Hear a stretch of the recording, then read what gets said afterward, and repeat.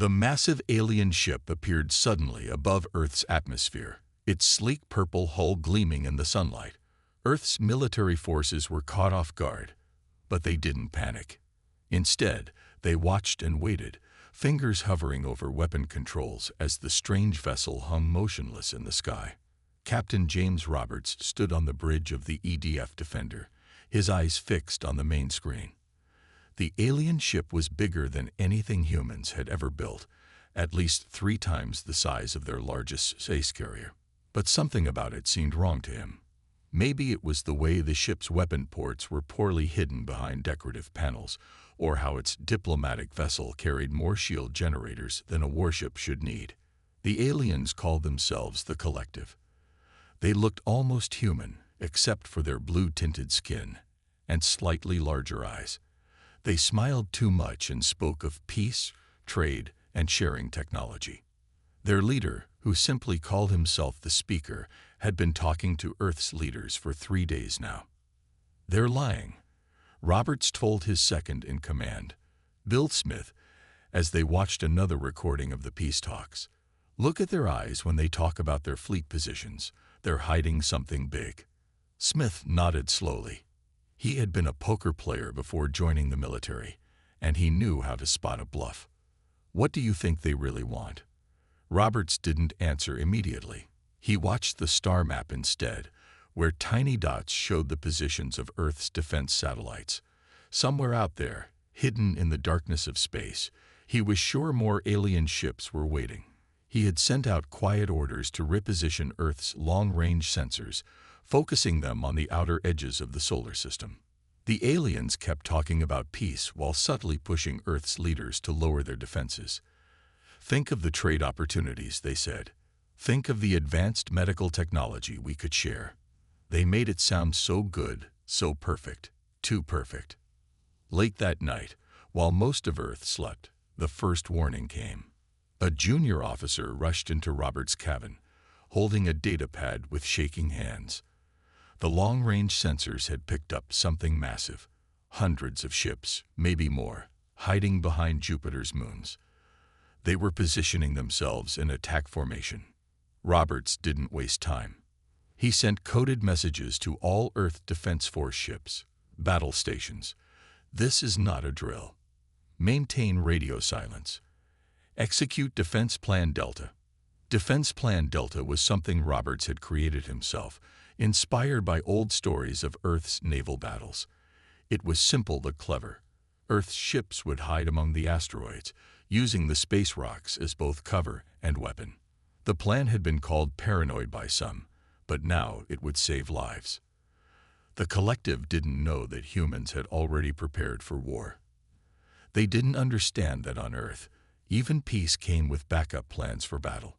While they thought their deception was working, Earth's ships were quietly moving into position, loading weapons, and preparing for the fight that Roberts knew was coming.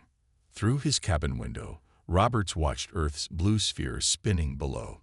Somewhere up there, the alien ship still hung in the sky, still pretending to be peaceful.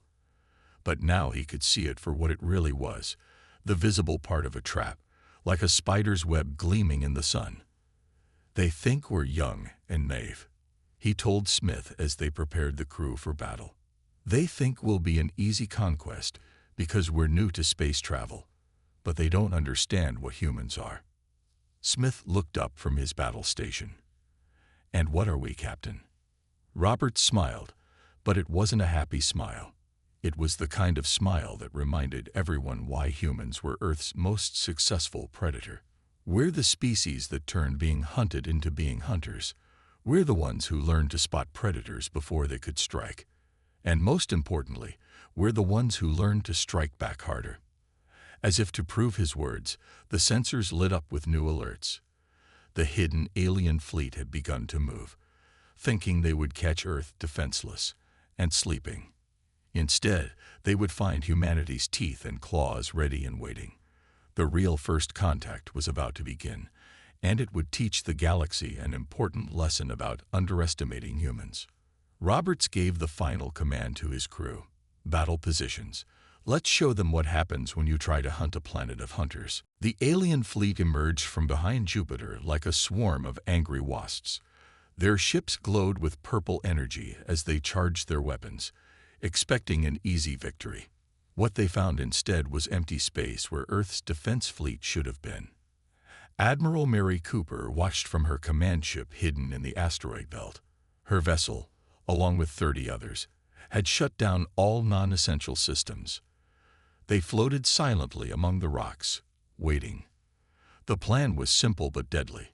Let the enemy come to them. Their formation is too tight, Cooper told her bridge crew quietly. They're not used to fighting in spaces with obstacles. She smiled as she watched the alien fleet move closer to the asteroid belt. They were looking for Earth's ships in all the wrong places, following standard space combat rules that humans had already decided to break. The first part of the trap worked perfectly. The alien fleet split up to search the space around Earth more quickly. They didn't expect humans to fight from hiding spots. They didn't know that Earth's military had studied how lions hunt, how wolves pack together, or how ancient human tribes had survived against bigger, stronger animals. Cooper waited until the perfect moment, when the largest group of alien ships passed near their position. She pressed a button on her command chair, sending a silent signal to her fleet. Suddenly, the asteroids around them seemed to come alive. Earth's ships powered up all at once, weapons already aimed at the surprised alien vessels. Fire, Cooper ordered. Her fleet launched their first attack from point-blank range. The alien shields weren't ready. They hadn't expected an attack from what they thought were just floating rocks. 20 alien ships exploded before they could even turn to fight back. But the collective fleet was huge, and they recovered quickly. They turned their weapons toward the asteroid belt, firing massive energy beams that turned space rocks into dust. They thought they could simply destroy every asteroid to eliminate human hiding spots. That was their second mistake. Cooper's ships launched hundreds of small rockets into the cloud of asteroid dust. The aliens ignored these rockets, thinking they were too small to be weapons. They were wrong. Each rocket pushed a chunk of asteroid toward the alien fleet at incredible speeds. The space rocks became bullets, smashing into alien ships from all directions. "Keep moving," Cooper ordered as her fleet ducked and weaved between the larger asteroids. "Don't let them predict where we'll be." The human ships fought like wolves, darting in to attack weak spots before jumping back to safety. The alien commander's voice boomed across all radio channels. "Surrender now, primitive humans. You cannot hope to defeat our superior technology." Cooper laughed and switched on her own transmitter. "Superior? You just fell for the oldest trick in Earth's book, the ambush. Maybe you should have studied our history before trying to invade us." More alien ships appeared, trying to surround the asteroid belt. But Cooper had planned for this too. She gave another signal, and a second human fleet appeared from behind Mars, attacking the aliens from behind. The collective ships now had to fight enemies they couldn't see clearly and attacks coming from two directions. "They're panicking," Cooper's tactical officer reported. "Their formation is breaking up." He was right. The alien ships started shooting at shadows, wasting their energy on empty space and harmless rocks. They weren't used to an enemy that didn't fight fair, that didn't follow the normal rules of space combat. Cooper watched as another group of alien ships exploded under Earth's attack. "Send the message to all Earth forces," she ordered. "Execute Phase 2. Let's show them what happens when they bring their fleet into our hunting grounds." The battle was far from over, but Earth had drawn first blood. The aliens were learning a hard lesson about humanity. The humans didn't just think like soldiers, they thought like predators. Every rock could hide a hunter, every shadow could mean death, and the ones who looked weakest often turned out to be the most dangerous. As Cooper prepared her fleet for the next phase of battle, she remembered something her old combat instructor had told her. Humans didn't become Earth's top predator by being the strongest or fastest. We did it by being the smartest, the most patient, and the most willing to try new ways of fighting. The aliens were about to learn exactly what that meant. The alien commander slammed his fist on the table as he watched another battle recording. His officers jumped at the sound, their blue skin turning slightly pale. They had lost 3 more fleets in the past week, and none of them understood why. "This makes no sense," the commander growled. "The humans are hurt. Their ships are damaged. They've lost crews. Why won't they stop fighting? Why do they keep coming back?" On his screen, a damaged human ship charged straight at an alien cruiser. The human ship was burning, leaking air, barely flying. But instead of retreating, it accelerated. The alien cruiser tried to dodge, but the human pilot matched every move until both ships exploded. One of the younger officers stepped forward. "Sir, I've been studying Earth's history. I found something disturbing." He played a video showing humans hunting on their home planet. The video showed ancient humans chasing animals under the hot sun. The animals were faster, but the humans kept following. Hours passed. The animals got tired. The humans kept coming. "They're pursuit predators," the officer explained. "They evolved to chase prey until it gets too tired to run. They don't need to be the fastest or strongest. They just need to be the most stubborn." The commander watched more battle footage. Now he saw it. The humans fought exactly like they hunted. When their ships were damaged, they didn't retreat to repair. They turned the damage into a weapon, charging at enemy ships like wounded bears. When they lost battles, they didn't give up. They studied what went wrong and came back with new tactics. "Look at this," another officer said, pointing to a scan of a captured human soldier. "Their bodies keep fighting even when badly hurt. They produce chemicals called adrenaline and endorphins. These let them ignore pain and fear. And their brains." The officer looked scared. "Their brains are hardwired to become more aggressive when threatened." The commander felt a chill as he remembered the last battle. His ships had surrounded a group of human vessels near their moon. The humans were outnumbered 10-1. But instead of surrendering, the human ships split up. Each one picked a target and attacked. They lost most of their ships, but they took down 30 alien vessels before the battle ended. "Send in the mind readers," the commander ordered. The collective had special troops who could sense emotions from other species. Maybe they could help understand these strange humans. 3 days later, the mind readers came back. They looked terrified. "We can't break them," the lead mind reader reported. "Their fear makes them fight harder. Their losses make them angry. Their anger makes them more dangerous. It's like trying to scare a fire by adding fuel." The commander watched Earth through his ship's windows. The humans had turned their whole solar system into a trap. They mined the asteroid fields. They hid weapons inside moons. They studied every alien tactic and found ways to counter it. Even their civilian ships fought back when attacked. "How do you defeat an enemy that treats every battle like a hunt?" he asked his officers. "How do you break the spirit of creatures who evolved to never give up?" The answer came in the middle of their next attack. The human ships didn't just fight. They hunted. They singled out the weakest alien ships. They cut off escape routes.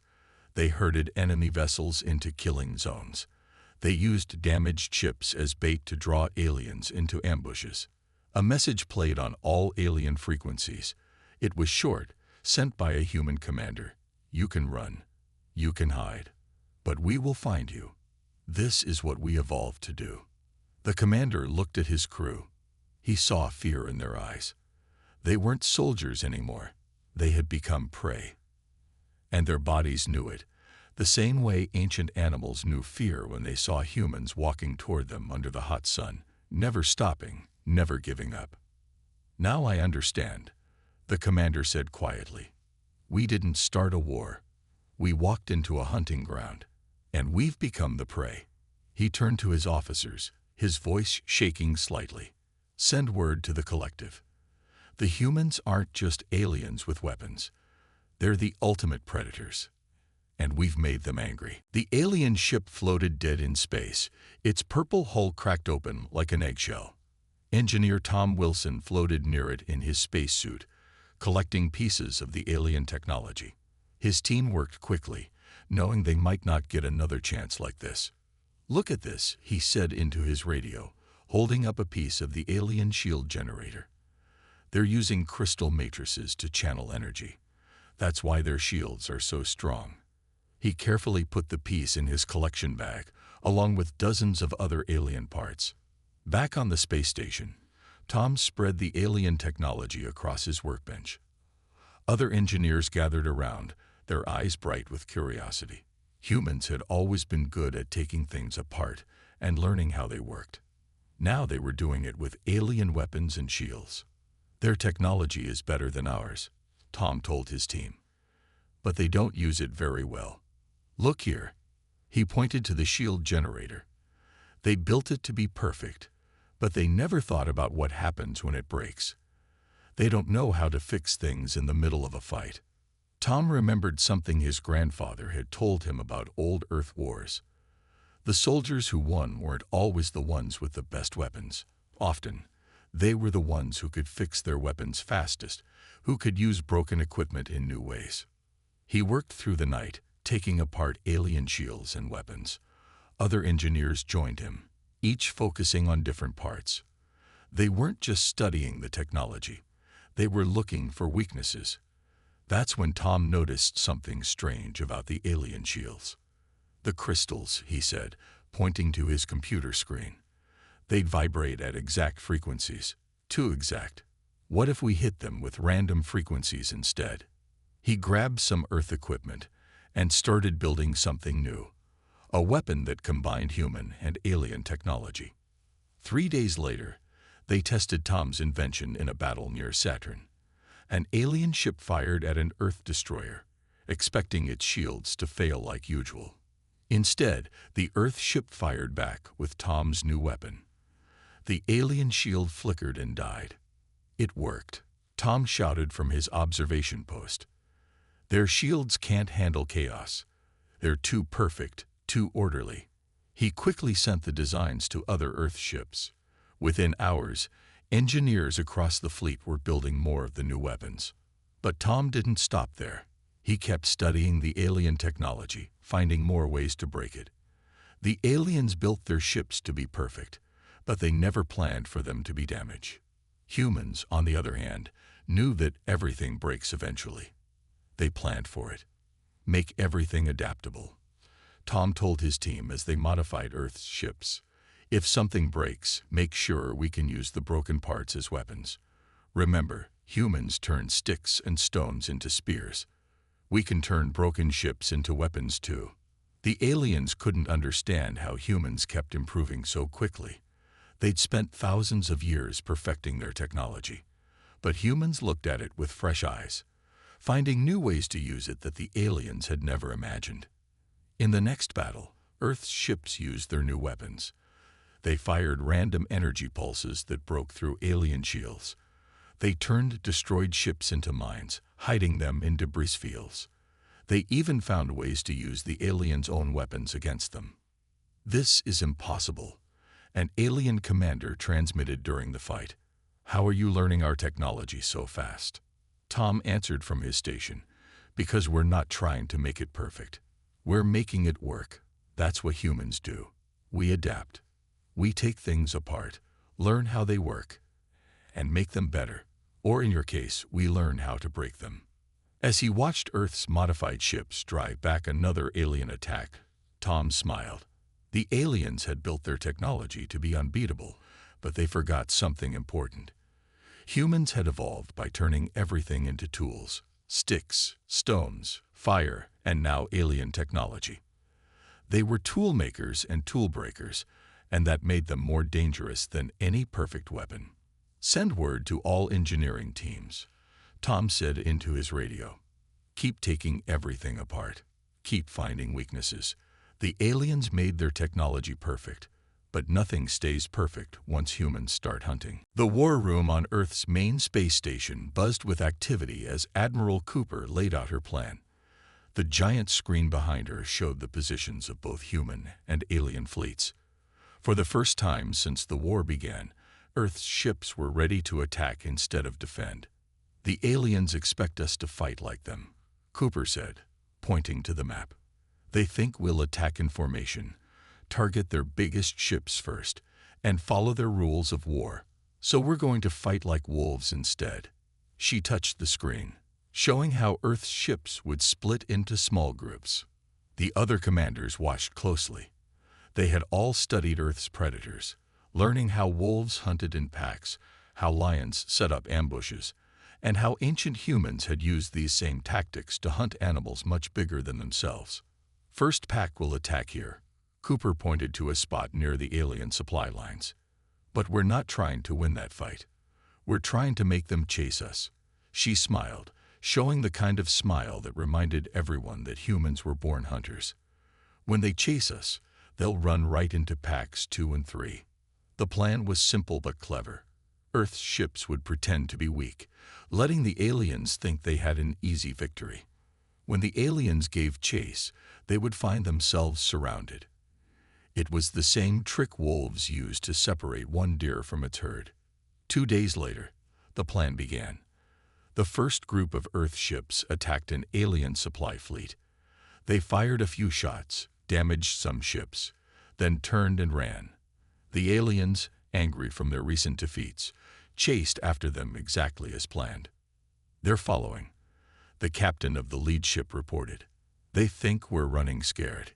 His ship shook as alien weapons fire passed nearby, missing on purpose.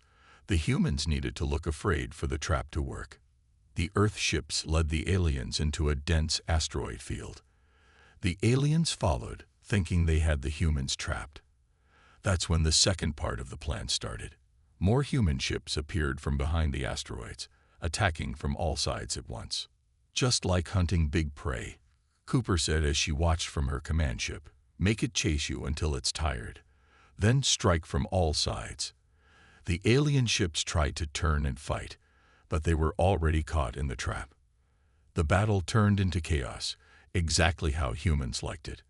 Earth's ships didn't stay in formation.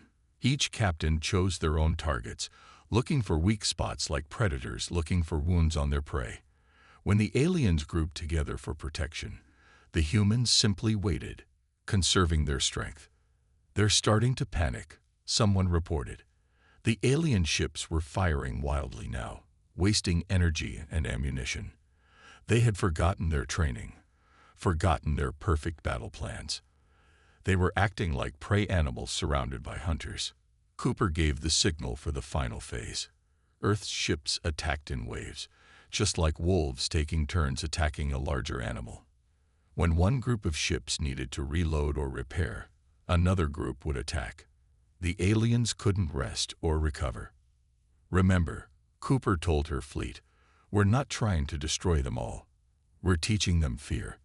She watched as alien ships started retreating in all directions. Some crashed into asteroids in their panic to escape. Others fired at empty space, seeing threats in every shadow. The remaining alien ships finally broke formation and ran. But Earth's ships didn't chase them all. Instead, they let some escape on purpose. Those ships would tell others what happened.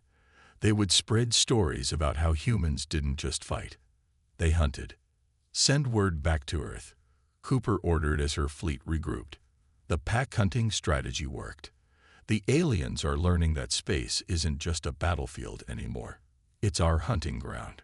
As she watched the alien ships disappear into deep space, Cooper thought about how humans had moved from hunting animals on Earth to hunting alien ships among the stars. The weapons were different, but the instincts were the same. Humans were still the hunters they had always been. Now they just had a bigger territory to hunt in. The great hall of the collective buzzed with angry voices. Representatives from 50 alien species argued with each other while watching videos of their latest defeats against humans. The blue-skinned leader of the collective tried to calm them down, but nobody listened anymore. "Look what the humans did to our trade ships," shouted one alien leader, pointing at a screen showing destroyed cargo vessels. "They didn't just attack our warships. They hunted down everything that helped us fight." "But they spared my people's medical ships," another alien said quietly. When they found out we were carrying supplies for refugees, they let us go. They even helped repair our engines. This caused more arguing. Some species had only seen humanity's teeth and claws, while others had discovered their mercy. In the back of the hall, Admiral Cooper watched through a secret video feed. Earth's spies had managed to hack into the collective's communication systems weeks ago. She smiled as she saw the alien alliance starting to crack. They're learning that humans can choose when to be predators and when to be protectors, she told her staff. Some of them are starting to understand that we're not mindless hunters. She pointed to different alien species on her screen. These ones trade in medicine. These ones help refugees. We'll offer them peace talks first. The collective's meeting got worse when more battle reports arrived. The humans had started targeting specific ships and letting others escape. They attacked weapons factories, but left food suppliers alone. They weren't just fighting a war anymore. They were splitting the collective apart. The humans sent us this message, one alien diplomat said, playing a recording. They say they'll treat each species differently based on how that species treats them. They're not acting like the mindless killers we thought they were. The leader of the collective tried one last time to keep his alliance together. The humans are trying to trick us. They're predators, nothing more. But even as he spoke, 3 species announced they were leaving the collective. They had seen something the others hadn't. Humans could be reasoned with, as long as you didn't threaten them first. Cooper watched as more aliens began secret talks with Earth. Some offered to share technology peacefully. Others wanted to set up trade routes. A few even asked for human protection against other threats. The mighty collective was falling apart not just from fear, but from the realization that humans were more complex than they had thought. Humans are like the old stories of Earth's wolves, Cooper explained to an alien peace delegate. We can be dangerous when threatened, but we also protect our pack. Any species that wants peace can join our pack. Any species that wants war will face our fangs. The alien leader who had started the war watched his alliance crumble. More ships deserted his fleet every day. Some alien crews even switched sides, telling stories about human ships that could have destroyed them, but chose to show mercy instead. How did this happen? He asked his advisors. We had better weapons, better shields, better technology. But you didn't understand humans, answered a small alien scientist. You thought they were simple predators. You didn't realize they could choose when to hunt and when to protect. That's what makes them more dangerous than any other species. They can think like predators but choose to act like guardians. In the following days, more alien species left the collective. Some signed peace treaties with Earth. Others simply withdrew from the war. The massive alien alliance that had fought to conquer Earth was now breaking apart, not just from military defeats, but from learning that humans were more than just warriors. Cooper sent a final message to all alien ships. Earth will welcome any species that wants peace. We'll protect any species that joins us, but we'll hunt down any species that threatens us or our allies. The choice is yours. She knew some would choose peace, others would keep fighting. Either way, humanity had proven itself to be more than just the galaxy's ultimate predator. They could also be its greatest defender. The great hall of the collective buzzed with angry voices. Representatives from 50 alien species argued with each other while watching videos of their latest defeats against humans. The blue-skinned leader of the collective tried to calm them down, but nobody listened anymore. Look what the humans did to our trade ships, shouted one alien leader, pointing at a screen showing destroyed cargo vessels. They didn't just attack our warships. They hunted down everything that helped us fight. But they spared my people's medical ships, another alien said quietly. When they found out we were carrying supplies for refugees, they let us go. They even helped repair our engines. This caused more arguing. Some species had only seen humanity's teeth and claws, while others had discovered their mercy. In the back of the hall, Admiral Cooper watched through a secret video feed. Earth's spies had managed to hack into the collective's communication systems weeks ago. She smiled as she saw the alien alliance starting to crack. They're learning that humans can choose when to be predators and when to be protectors, she told her staff. Some of them are starting to understand that we're not mindless hunters. She pointed to different alien species on her screen. These ones trade in medicine. These ones help refugees. We'll offer them peace talks first. The collective's meeting got worse when more battle reports arrived. The humans had started targeting specific ships and letting others escape. They attacked weapons factories but left food suppliers alone. They weren't just fighting a war anymore. They were splitting the collective apart. The humans sent us this message, one alien diplomat said, playing a recording. They say they'll treat each species differently based on how that species treats them. They're not acting like the mindless killers we thought they were. The leader of the collective tried one last time to keep his alliance together.